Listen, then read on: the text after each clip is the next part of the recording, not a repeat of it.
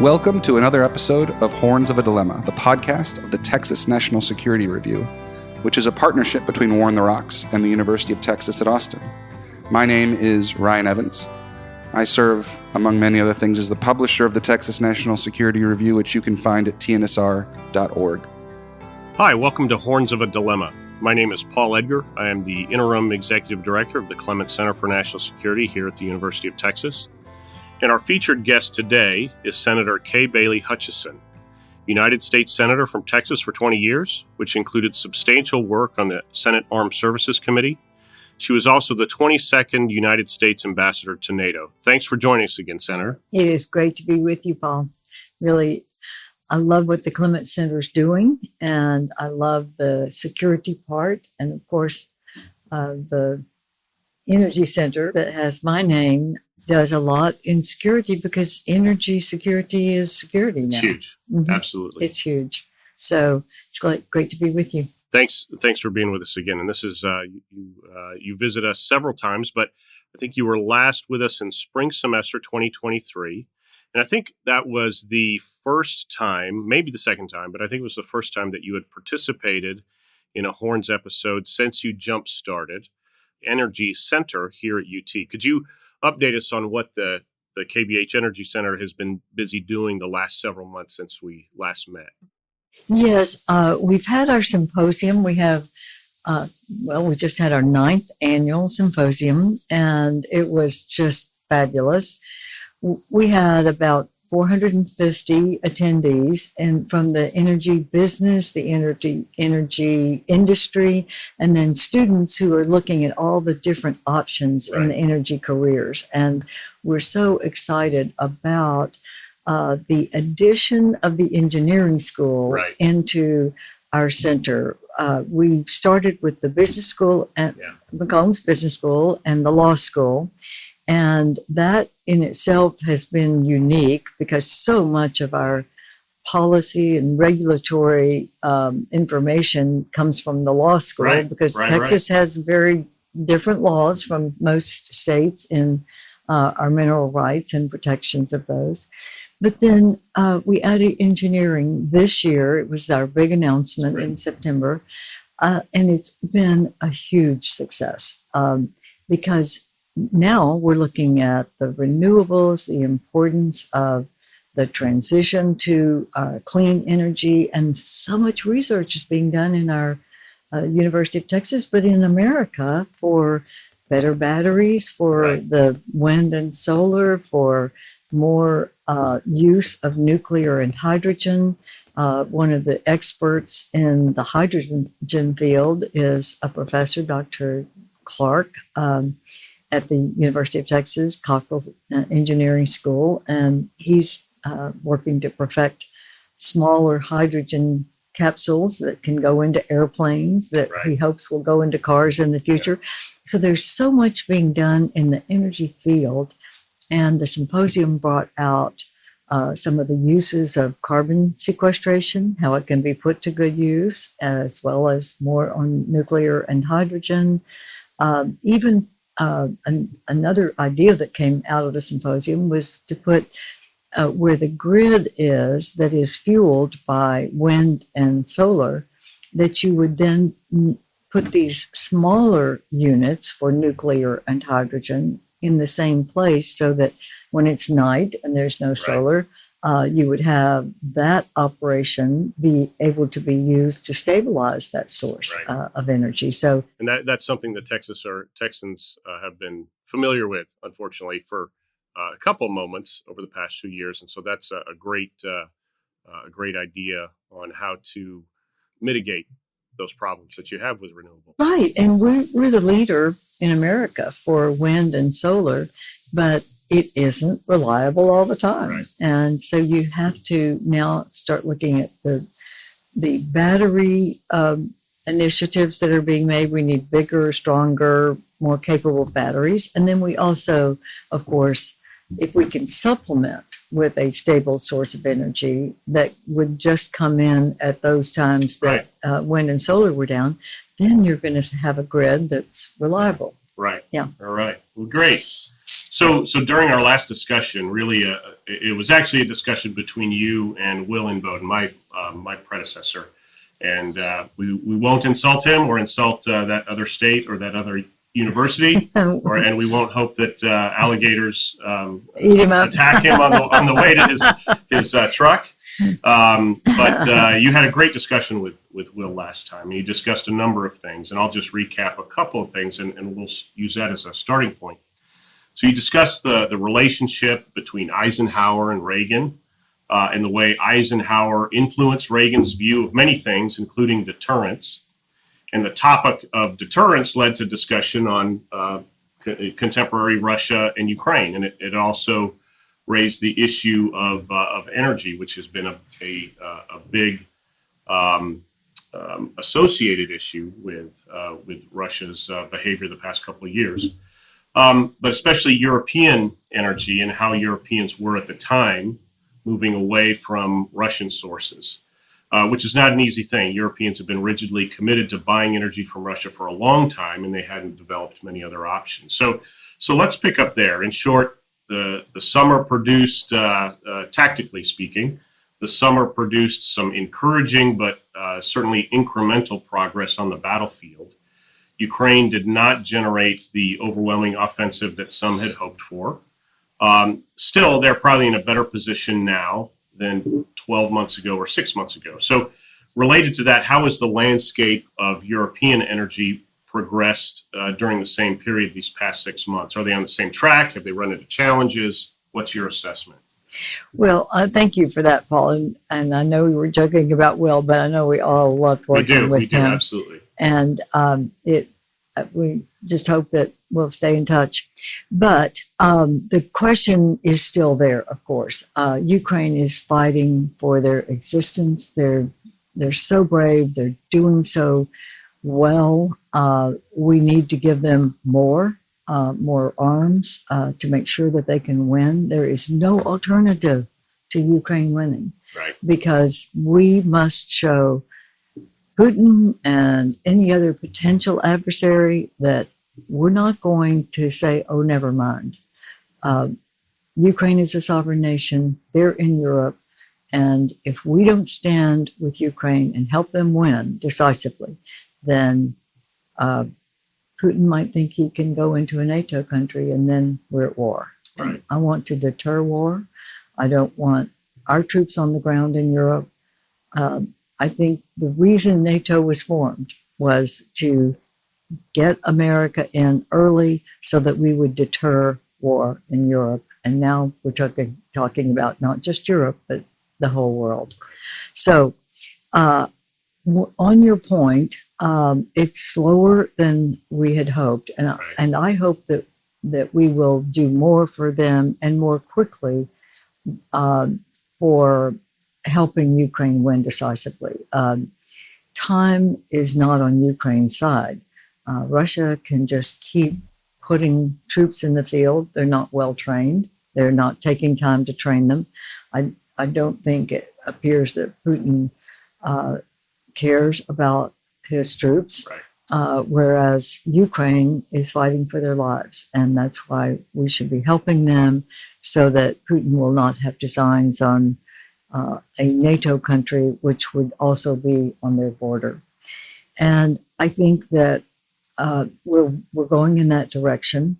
Now, Europe has survived one winter by storing natural gas, and they are cobbling together energy and trying to store it. I think it's important for America to look at ways to help Europe, and that would be for us to do more in production of oil and natural gas and export to our allies so that they wouldn't have to depend on Russia.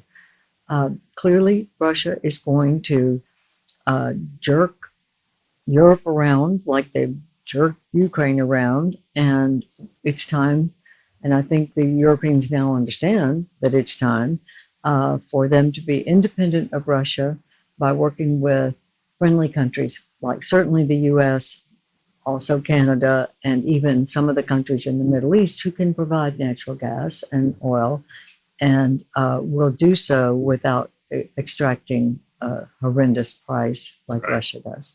Can you talk a little bit about Texas's capacity to produce and transport? It would be LPG primarily. Is that correct? I don't know if I am using all the right terms. LNG, I'm sorry. yes. We've only been able to export since about 2015. I mean, we have not been in this export market It is new. for the long time, but we now can, but we're not producing to capacity like we had been. And what we need to do is produce to capacity so that we can export more. Right. And the Europeans are now building receiving facilities. You liquefy the natural gas, put it on ships, and send it over to Europe, and then you regasify with the receiving production. So that's what we're all working together. The Europeans are building those receivers, and we are, I hope, going to be able to produce more. Right. I think that when the administration shut down the Keystone XL pipeline from Canada, that was a tremendous loss in the capacity that we would have using Canadian oil and gas. And putting it through the pipelines where it had been approved through all the states, and then could go out from Louisiana on ships to Europe. We need to put that back in place, and we need to do more production so that we can do this exporting, and try to help our European allies get set for this winter and beyond. Because it develops options, and I think that's one of the things that maybe I'll bring up here closer to the end. But we want more options, not fewer. Exactly. Then we can react to whatever occurs. Yes, whatever occurs. Like also when the OPEC decides to lower voluntarily its production, that raises the price for our people. Right. So we see gas prices going up almost to $4 a gallon. Well, we don't need that. We have our own resources. We're just not producing them. And this was complicated enough with just Russia and Ukraine. How have current events in the Middle East complicated this even more? Complicated access to global sources of energy, both production and transportation, not just for Europe but for everybody. It looked like we were on the verge of a landmark Israeli-Saudi agreement to normalize relations.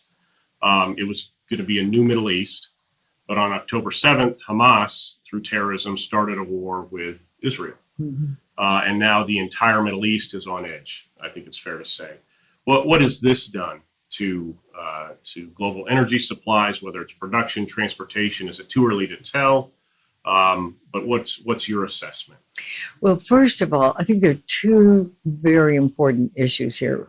One is, and this is my opinion, I think Iran and the proxies for Iran are these two terrorist networks.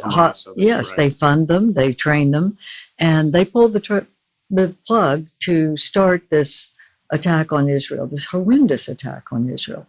And they did it, in my opinion, because both the Crown Prince of Saudi Arabia and the Prime Minister of Israel had said on separate occasions that they were close to making a deal that would normalize relationships between Saudi Arabia and Israel that would include a two-state solution for the Palestinian people. And that is the game changer that could actually make the Middle East a functioning area of the world, because they are a gold mine for energy production. But as long as Iran is ruling the roost, it's going to be anti-West, anti-Europe, anti-US, and down with America. So I think Iran made this call with their proxies to stop that ongoing effort between Israel and Saudi Arabia. And the most important outcome of this has to be that goes on. Right. And the reports are that President Biden has talked to the Crown Prince of Saudi Arabia, who has said, when this is done, we are going to continue those talks. Because if we could get a two-state solution for the Palestinians with a government that has the respect and support from the other Middle Eastern countries, then you're going to not see a reason for Iran to start attacking Israel and causing the fomenting of evil that they are doing. And if all the other Middle Eastern countries with Saudi Arabia and those that have already signed on to the Abraham Accords will work together with a respectable support for this Palestinian Authority, right, then you're going to see a change in the Middle East that is going to bring prosperity and peace to all of the people there, Israel and the states that want a good life. Now, Paul, just as an aside, NATO has 31 allies, will be 32 very That's shortly. Right, 32 now. But we have 40 partners. We have Middle Eastern partners, Kuwait, Jordan, UAE, Qatar. They are NATO partners. Why? They're NATO partners because they want freedom. They want the same kind of lives that we have with our lives. Freedom of having a good life. Right. And so those are Middle Eastern countries that want to be with the West in the way they live. And we can see that happening if we can see Saudi Arabia come in and marshal the forces of support for the Palestinian state. Israel will have to give up some, so will the Palestinians. Right. But if that can be forged, then you're going to have a productive Middle East that will be prosperous. Right. And right. Israel will be included, so will Saudi Arabia, so will the other states in the Gulf states. And that's the way it should be. Yeah. So I have great hope, but it's going to take the perseverance for Saudi Arabia and Israel to make those deals that will come out with something that will say to Iran, you're not going to terrorize our part of the world anymore. Yeah, I agree with you. I think that that this certainly it hurts the Palestinian cause, and while it may delay an agreement between Israel and Saudi, I think it actually demonstrates the value of that agreement, and I agree mm-hmm. that I think it will go through, even if it's not when we thought it would a month ago. Mm-hmm. So we talked about the security situation. Can you talk a little bit about how that has influenced energy, or maybe looking forward, how that could influence energy in the short term and in the long term? Well, just think about if you had normalized relationships with Israel. Number one, you would have trade that would promote jobs and economic prosperity for Israel, but also for the other countries.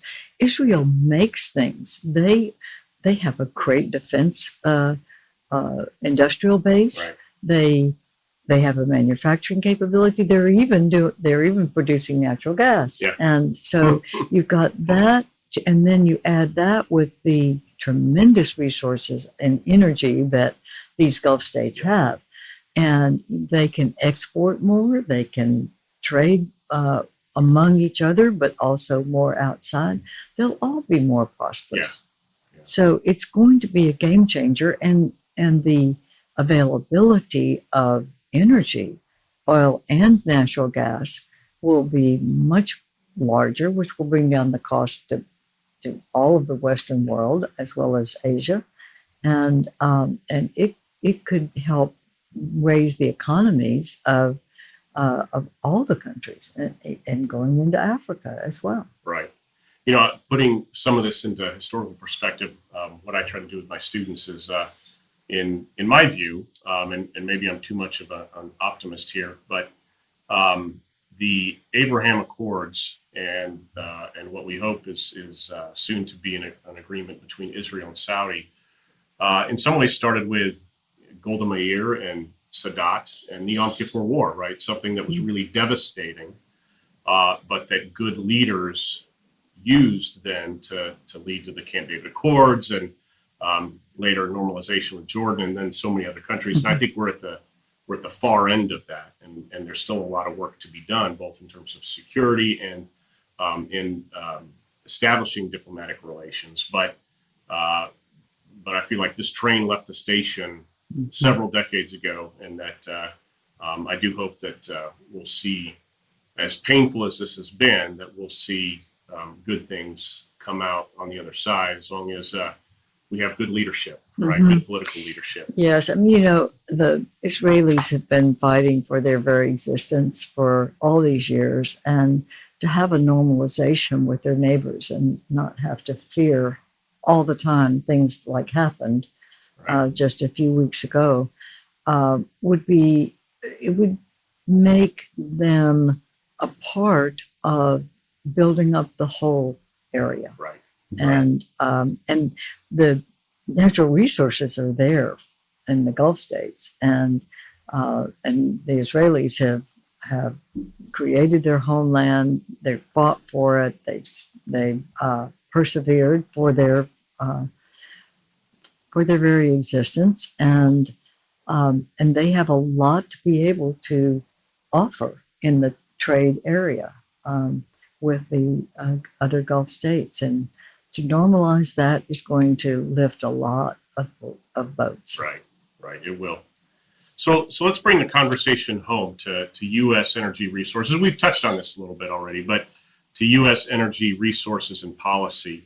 How have things changed in the last 6 months, or have they? Are they the same? Well, what changed is the negative feeling about oil and gas by the administration, shutting off the pipeline, not allowing expansion of refineries.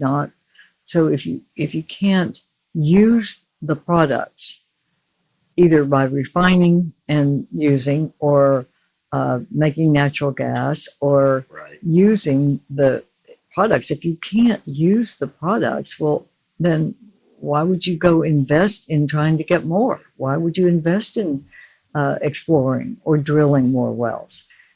No company can go out and spend the money drilling wells if they can't count on a regulatory environment that's going to allow them to get their product to a refinery or to an LNG facility, and then use it and sell it and become part of the economy. So I think that we've had that negative view.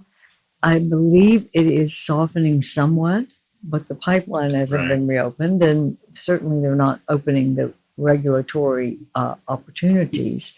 So I think it's going to have to, well, look what's just happened in the last month. You've had two of the largest oil companies buy medium-sized companies to get more resources. This is really interesting. Yes. So now Exxon is going to have a play in the Permian Basin, and Chevron is going to have a play in Guyana, which is off the coast of Venezuela. And so I think you're going to have a lot more capability, and to be able to do that, I think the companies had no place to put their money because it wasn't feasible or economically smart to invest in exploring for new opportunities when they could consolidate more economically. And now, hopefully, we can see a change in policy that will allow them to export from Guyana or from the Permian Basin, but we will need some transportation possibilities to be able to do that. So I'm wondering if it's worth revisiting this just a little bit. You talked about some of the non-controversial sources of energy, hydrogen, nuclear reactors. Are there current political bottlenecks or technological bottlenecks that are worth discussing with those, or is it moving forward the way we'd like? I'd say two things about that, Paul. One is on the non-controversial, are there any kinds of barriers for like hydrogen and nuclear? Well, nuclear has a bad connotation, right. Just like Germany. Yeah. Germany closed the nuclear plants and opened coal. Right. Well, that's going in the wrong direction. There's been several sort of paradoxical reactions. Because nuclear is, everyone who knows energy knows nuclear is the cleanest form of energy. It's very expensive to build a nuclear plant, but it's a clean form of energy and it is reliable. Right. And France has been the model for using and perfecting nuclear energy, and it is a large percentage in the 70% range of France's energy capability. So nuclear is good, and we need and even states like California and New York have shut their nuclear plants. Right. Well, they need to re-examine that, because nuclear is clean, and if you are trying to affect the climate, if you're trying to affect better, cleaner energy, nuclear is it. We do have to make it more affordable, because building a new plant, a big one, is very expensive, and it will take years to get all the permits. But they're now trying to do smaller units so that it can be more portable and more affordable and take less time to get the certification. So nuclear is really good. Hydrogen is more in the experimental stage, but it has a lot of promise. It too, though, is expensive, but it is clean. Yeah. And hydrogen is just water, basically, and the use of natural resources. So it's clean, but it's expensive to get the energy out of it. Right. And so I think that also, because of work that's being done here, as I mentioned earlier at UT, the research is being done to try to make smaller modular units of hydrogen that can be used just as a kind of just a big box that would be filled with the hydrogen and would provide the energy. Yeah. So a module kind of thing. And so those are in the works. It is the new things that are coming out like that are beginning to give us more stability in wind and solar, and to look for other ways to produce energy that are natural and clean. Right. And I think that we've got things going in the right direction. I think the government in this last legislation that was passed that gives incentives for some of these environmentally improved ways to provide energy, they are trying to incentivize universities and businesses, private sector, to get the batteries bigger and able to store more, so that you've got more stability with these renewables. So I think that we're making a lot of progress. The K. Bailey Hutchinson Convention, the K. Bailey Hutchinson Energy Center at University of Texas has a common theme, all of the above. We want all of the new possibilities. We want the research. We want clean energy, but it's not going to be instant. Yep. And while we are doing those things and even making the money to be able to do those things, you have to have reliable energy, and that's what oil and natural gas does. Right. So let me try to expand on that, or prompt you to expand on that a little bit. I alluded to it earlier. You've been deeply involved with energy policy and national security policy for a while. How does the accessibility of domestic energy sources influence our options when it comes to foreign policy and national security? Whether whether you can think of some particular instances or more broadly, if you've got thoughts on how this gives us more space for more options. Well, most certainly, as we are looking at a world that's in turmoil, we have to be looking at more options, Right. and we have to be looking at energy in a different way, because it should be clear to everyone that energy is at the center of so much of the upheaval right now. Russia into Ukraine, cutting off Europe, of course the Middle East, which is a huge producer of energy, and now there's a tension there that's a potential war that would be ongoing.